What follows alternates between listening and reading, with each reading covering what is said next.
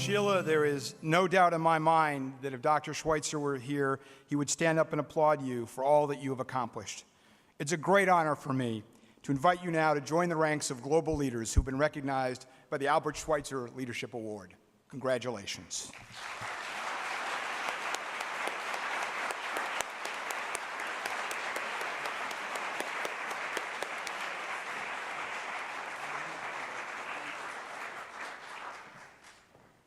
Okay, note to self, don't follow a politician and don't let Jack tell your whole speech. I'm like, okay, that section's out, so.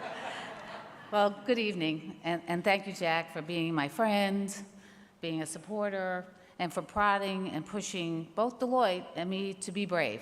Who would have thought that I would be in the restructuring business, starting where I did?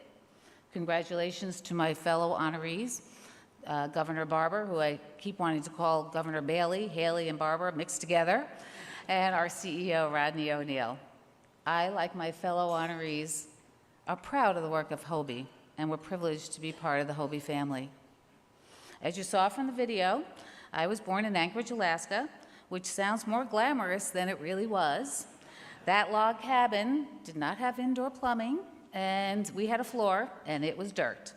And Alaska did not become a state until 1959, so we did not have a HOBY program until much later. I was raised by my mom, who worked 2 or 3 jobs at any given time to provide for our family. My brother and I were latchkey children, and we too worked numerous jobs to keep the family afloat. My brother dug clams right off of Long Island in the Great South Bay, and I worked in the public library after school. How do you say nerd in so many words?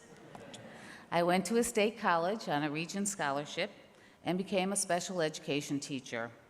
My first job was as the only female in a lockdown residential treatment facility for adolescent males. As you might imagine, I learned a lot of life skills working with troubled teenagers. And when you're working with a management company that's in distress, some of those techniques still apply. Persuasion, encouragement, assistance, coaxing, and sometimes cajoling. I believe then, though, as I believe now, that if you focus on strengths and not weaknesses, you get the best out of people. You build confidence, and you get more success out of human beings. Soon thereafter, as Jack mentioned, I had the opportunity to lead Head Start in upstate New York, those wonderful bedroom communities of Buffalo and Niagara Falls. And those of you who are young enough to remember, shortly after the assassination of President Kennedy, his then VP, Lyndon Baines Johnson, started the War on Poverty. Head Start began as Lyndon Baines Johnson's Great Society campaign. Head Start provides early childhood education to enhance children's physical and emotional well-being and to establish an environment to develop strong cognitive skills. Future leaders, albeit toddlers, consistent with the HOBY mission. Today, I am a restructuring professional, and some think that working with troubled companies, as we call in the business death and dying, would be depressing work. And it has its moments, but I see it as an opportunity to improve a bad situation, contribute to job retention, community vitality, and reinforce the American dream. We can all have second chances. You help save a company, and I bet you make a big difference. So you're probably wondering why I'm sharing some of my life story. And as I said in the video, there are a lot of youth like I once was that would benefit by programs such as HOBY, by the support of the community, and by people like you to reach their full potential.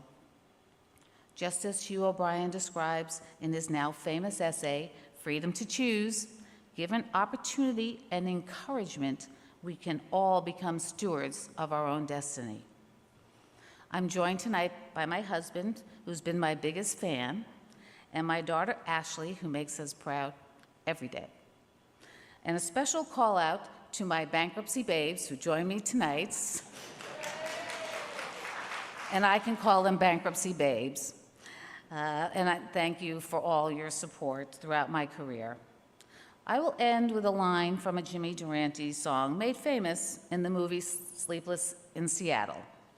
Don't worry, I'm not going to sing. My voice is worse than Jimmy Durante, but it's kind of a mantra that I've liked throughout my life. And it goes like this: make someone happy. Just make one someone happy, and you will be happy too.